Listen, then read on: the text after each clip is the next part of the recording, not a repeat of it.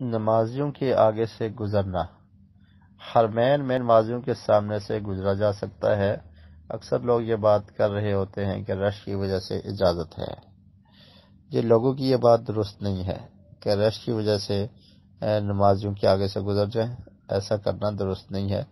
حرمین ہو یا غیر حرمین ہو، حرمین کے علاوہ بھی اور حرمین میں بھی نمازی کے آگے سے جان بوجھ کر گزرنا یہ درست نہیں ہے۔ نبی مکرم صلی اللہ علیہ وسلم کے فرامین موجود ہیں کہ آپ سے سنہ فرمایا کہ اگر کوئی انسان 40 بھی کھڑا رہے تو اس کے لیے بہتر ہے مگر نمازی کے آگے سے نہ گزرے۔ تو 40 سال کا کہا کہ 40 سال بھی اگر کوئی انسان کھڑا رہے تو انتظار کر لے لیکن نمازی کے آگے سے نہ گزرے۔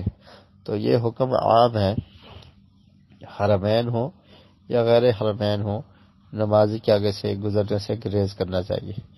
اور نمازی کو بھی چاہیے کہ اپنے آگے سترہ رکھ لے، یعنی کسی ستون کے پیچھے نماز پڑھے، کسی ایسی جگہ پر پڑھے کہ لوگوں کا وہ گزرگاہ نہ ہو۔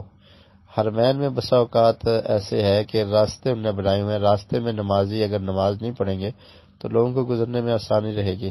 اگر راستے میں بھی نمازی نماز پڑھنا شروع کر دیں تو یہ مشکل ہو جاتا ہے۔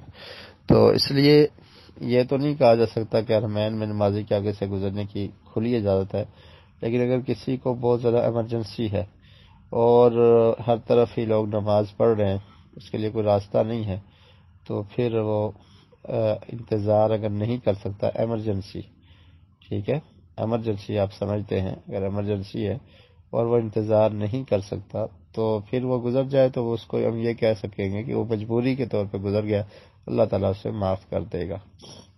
لیکن بلا وجہ یہ سمجھنا کہ رش ہے اور ہم گزر جائیں، بلکہ آپ تھوڑی دیر بیٹھ جائیں، نماز کے بعد لوگ سنتے پڑھ لیں تو صرف 5 منٹ 7 منٹ آپ بیٹھیں گے تو سب لوگ سنتوں سے فارغ ہو جائیں گے اور راستہ بن جائے گا۔ تو ویسے بھی نماز کے بعد نماز کی جگہ پر بیٹھنے کی فضیلت ہے، تو حرمین میں بھی وہاں پر بیٹھ لیا جائے، فرض نماز ادا کرنے کے بعد کچھ دیر بیٹھیں اور لوگ سنتوں سے فارغ ہوں گے تو اس کے بعد نکلا جائے۔ بلا وجہ یہ سمجھنا کہ حرمین میں کوئی حرج نہیں ہے، یہ بات درست نہیں ہے۔